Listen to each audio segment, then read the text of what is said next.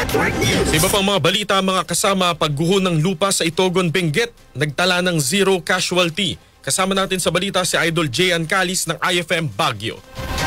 Walang naitalang nasawi sa pagguho ng lupa na tumama sa Camp 1 Akupa na Virac, Itogon, Benguet. Ayon sa Itogon Incident Management Team, ligtas ang lahat ng 138 na minero na nasa lugar ng maganap ang nasabing insidente. Ayon pa sa Municipal Disaster Risk Reduction and Management Office, mabilis na nakapagresponde ang mga team upang siguruhin ang kaligtasan ng lugar at tiyaking walang naiwan o nasa panganib. Samantala, personal na nagtungo sa sityo si Mayor Bernard Waclino upang damayan ang mga minero at papurihan ang kanilang maagap na pag-aksyon. Pinapaalalahanan din ng alkalde ang mga mining community na patuloy na sumunod sa mga safety protocol, lalo na kapag hindi tiyak ang lagay ng panahon. Kasama mo mula dito sa 103.9 IFM Baguio, ito si Idol Jan Calis, Tatak, RMN. RMN Network News.